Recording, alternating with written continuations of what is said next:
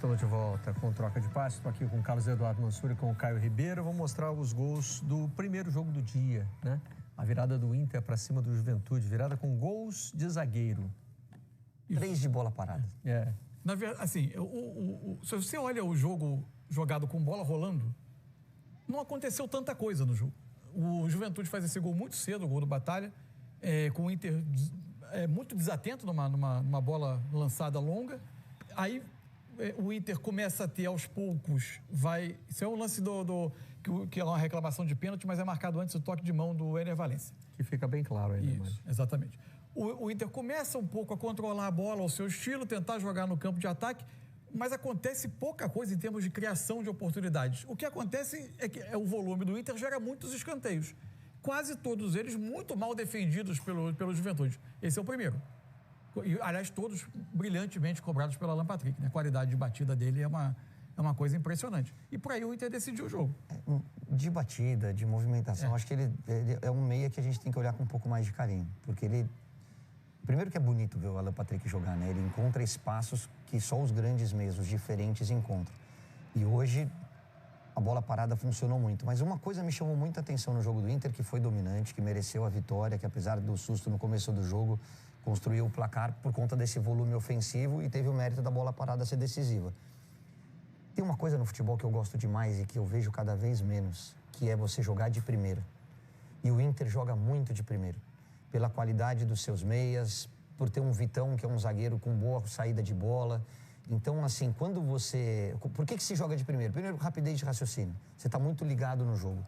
Segundo, porque as suas movimentações, o seu entrosamento, né, as suas movimentações são muito coordenadas. Então, você já sabe onde o companheiro está e você já sabe o próximo movimento que ele tem que fazer. A gente valoriza muito o drible, a gente valoriza muito a caneta, e eu também acho legal. Acho que o improviso é a marca do futebol brasileiro.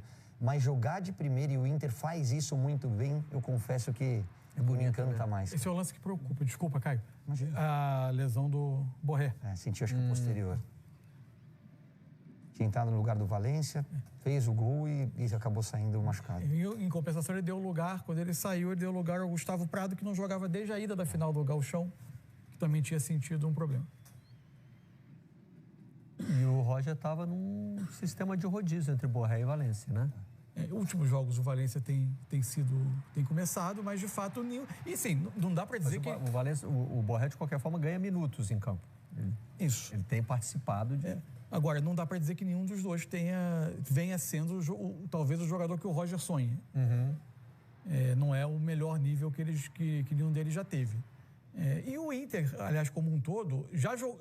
É que assim, é muito jogo, né? A sequência é insana de jogo em cima de jogo. É muito difícil você manter ali um padrão alto. O Inter já teve média de atuação melhor na temporada? Já teve. Mas mesmo nesse período em que ele está tendo, assim, algumas oscilações, ele teve momentos de alta, né? Por exemplo, o jogo com o Atlético Nacional.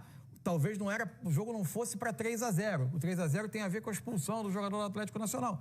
Mas o Inter estava enfrentando um jogo dificílimo, poderia ter ganho, começou a construir a sua vitória até ter uma expulsão. Ele tem momentos, e hoje ele dominou o jogo, mas em termos de criação de chance ficou abaixo. Gente, nós estamos em abril. É isso. O que já se jogou no futebol brasileiro é uma barbaridade. Estão exaustos, machucados, enfim. E você imagina que, uma coisa para ver, como estarão na parada para a Copa do Mundo de Clubes, os 4 que vão, porque nesse calendário brasileiro, é quase obrigatório que seja uma diferença brutal você ter um mês em que você pode dar 2 semanas de pausa aos seus jogadores, 2 semanas de recondicionamento e voltar a competir com quem vai aos Estados Unidos jogar e voltar para entrar competindo de volta. Quem vai aos Estados Unidos vai jogar na rotação máxima com o time titular, não vai, né? Inclusive, ninguém vai para o Mundial para jogar com o time reserva. Né? Inclusive mentalmente.